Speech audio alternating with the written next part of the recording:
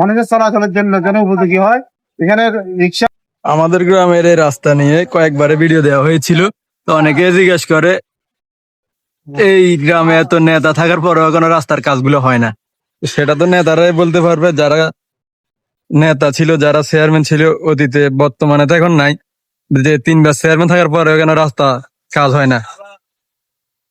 যে 3 বার চেয়ারম্যান থাকার পরেও কেন রাস্তার এই অবস্থা, রাস্তার কেন কাজ হচ্ছে না। এই রাস্তাতে কিন্তু আসলে একবার চলাফেরা করা খুবই মুশকিল, একবার হাঁটে যায় না। দেখেন রাস্তার কি অবস্থা।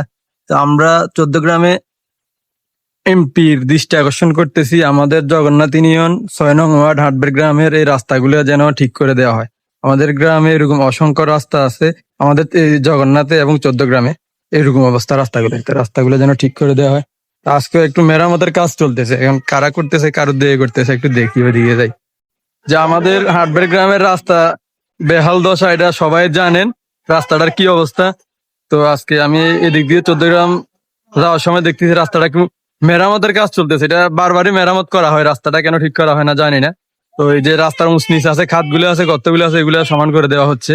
এখানে শহীদ ভাই দেখা যাচ্ছে আমাদের হাটবের গ্রামের একজন দায়িত্বশীল ভাই। আমি ওনার কাছ থেকে একটু জানতে চাবো এই রাস্তাটা কারা মেরামত করতেছে, কার দায়িত্ব করতেছে।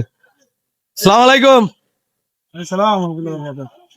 ভাই, এই রাস্তাটা তো দেখি বারবার শুধু মেরামত করা হয়, এখন এটা কার দায়িত্বে মেরামত করা হচ্ছে? আজকে এটা রিপেয়ারিং করা হচ্ছে সমাজের 6 নং ওয়ার্ডের উদ্যোগে দায়িত্বশীল থেকে নিয়ে মানুষকে নিয়ে গণমানুষকে নিয়ে আমরা মানুষের চলাচলের জন্য যেন উপযোগী হয়। মানুষের চলাচলের জন্য যেন উপযোগী হয়। এখানে রিক্সা কয়েকটা মূল্য অ্যাক্সিডেন্ট, তারপরে মাদ্রাসা আসছে একটা ভাষা, আমাদের তালিমুদ্দিন মাদ্রাসা কাকিরপোলা। এই মাদ্রাসার ছাত্ররা এখানে আসা যাওয়াতে অনেক অসুবিধা হয়, পানি জমি থাকে, বড় বড় গর্ত হয়ে থাকে। গর্তগুলো আমরা পুরো করি, এখন সমতল করি পুরো রাস্তায়। আমরা আপাতত একটা রিপেয়ারিং এর কাজ করি।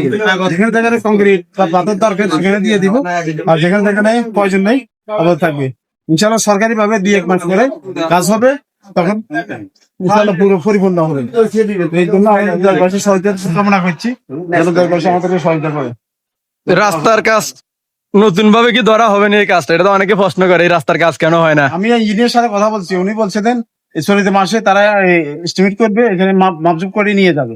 ইনশাআল্লাহ খুব সহসায় কাজ ধরবে এবং চালু করবে। এটা কাজ এই অবস্থা আছে ইনশাআল্লাহ। তো আপনারা আমাদের গ্রামের দায়িত্বশীল ভাই থেকে শুনছেন এটা রাস্তার কাজ কিছুদিনের মধ্যে নাকি ধরা হবে।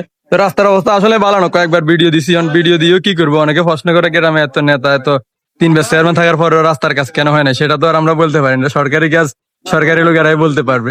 তো যাই হোক, আজকে একটু মেরামত করতেছে, রাস্তা গর্ত ছিল, গর্তগুলো সমান করে দিতেছে, যেমন সিএনজি অটো বাইক গুলো যেহেতু মোটামুটি একটু চলাচল করতে পারে সেই কারণে।